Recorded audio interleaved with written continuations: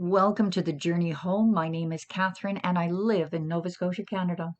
The following is a oracle reading for you, cards that I pulled that I will read fully from and without advertisement.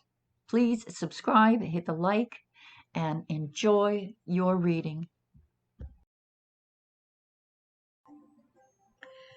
This card chosen for you is from the Faeries Oracle by Brian Froud.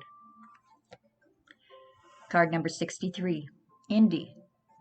Indecision, wishy-washing, commitment, decision-making. If you don't get him on the wish, you might catch him on the wash. But probably not, because by the time you think you've got a commitment from him, he's swung the other way again. Poor Indy. He can't decide between this and that, or is it that and this?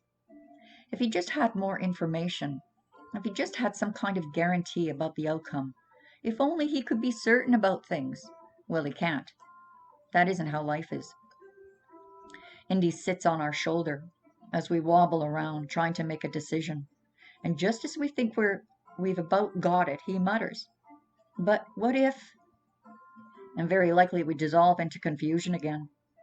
Decisions make him nervous because they involve commitment, and Indy seems to be frightened of that. What if he makes the wrong decision and it ruins his or someone else's life? What if he makes no decision, dithering forever, and that causes ruin? I feel for Indy, and not only because I'm a Libra, for he is the only one of the fairy challengers who doesn't know what we should be doing. That is, he knows we should be making our decisions clearly and cleanly at the appropriate time, and he has some ideas about how we might more easily go about that. But he is not himself a good decision maker. Sometimes he whispers, almost tearfully, in my ear, "You're going to drive me mad, you know, if you don't just make up your mind." There are many reasons why we hesitate when decision and action are appropriate. However, most of them boil down to fear.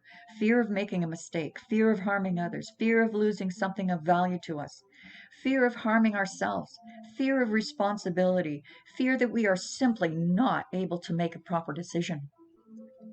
We need to look honestly at our insecurities, recognizing them for what they are, our insecurities, not reality. Then we need to resolve that we can and set the rest in the balance again. What will surely happen if we continue to hesitate? Premature decisions and actions often create problems, but lack of decision is a decision also, and one that creates its own set of misfortunes. Indi is also known as the Libra's bane, but an indecisive Libra truly is Indi's bane. He would be so relieved if we would just make our decisions and our commitments and stick to them, when he might learn to do this for himself and be in a better position to help others. Caught up in it, Indi's energy, one Oracle group member, who is usually a great decision maker herself, responded to the above paragraph, "You lost me here." How would our learning to make decisions help Indi to make decisions? Would it really? Then what would he do? How would he better help other beings having problems with this? Or would the other beings that are having problems cause Indi not to learn to make his own decisions? Or are there no people that Indi knows that he can learn from now so that he could be different? Or are we talking global change here?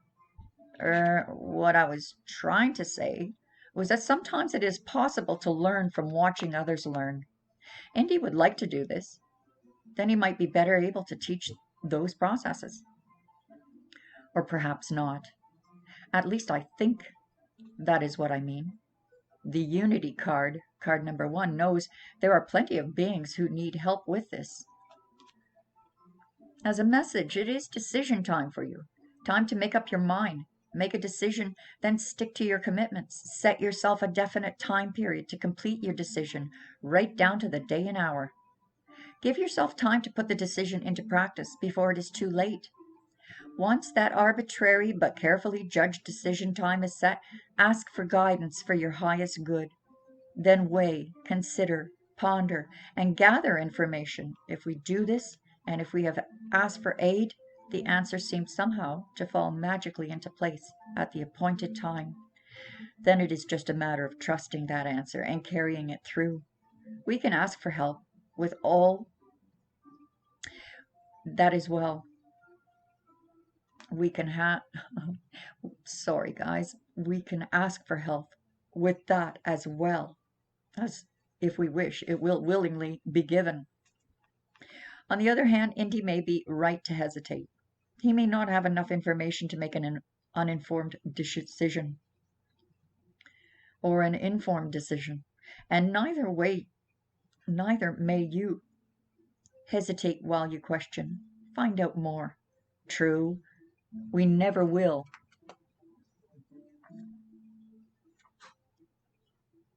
have real guarantees from the universe about our decisions and their outcomes, but caution is appropriate here. Learn more. Get agreements in writing. If it doesn't feel right, maybe it isn't right. Consider well before you make promises about this, but once you do, make the commitment and stick to it.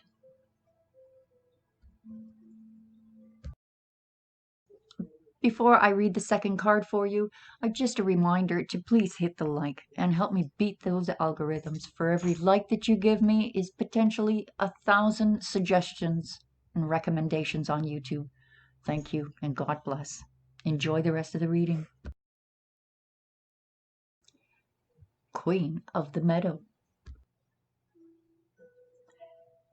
This card, chosen for you, is from the Fairy Forest, an Oracle of the Wild Green World by Lucy Cavendish.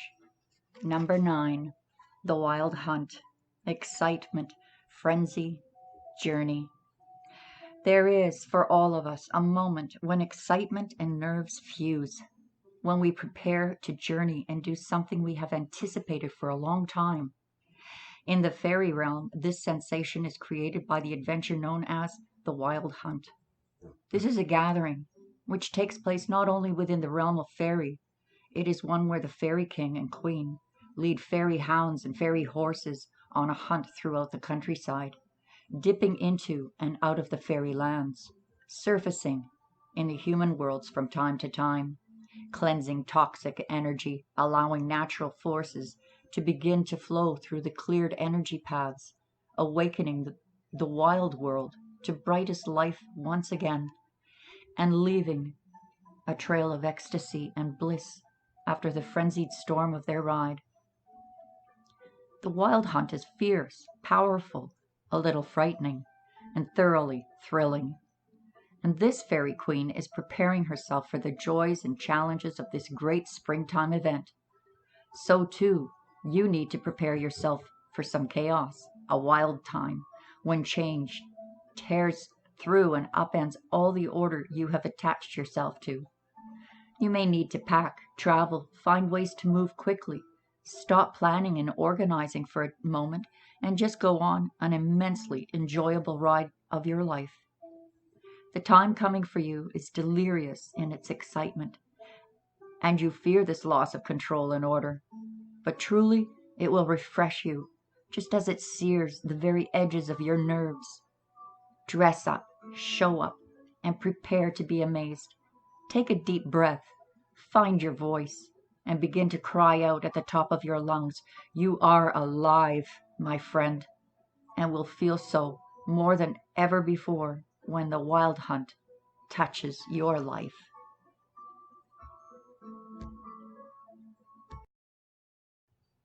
If you're still here, thanks for listening to this oracle reading. And please join us Wednesdays and Sunday nights live. If you would like some free cards pulled for you, I would love to pull them for you. Check the website out too. There are all kinds of perks for members over there. God bless, and talk to you again soon. Bye-bye for now.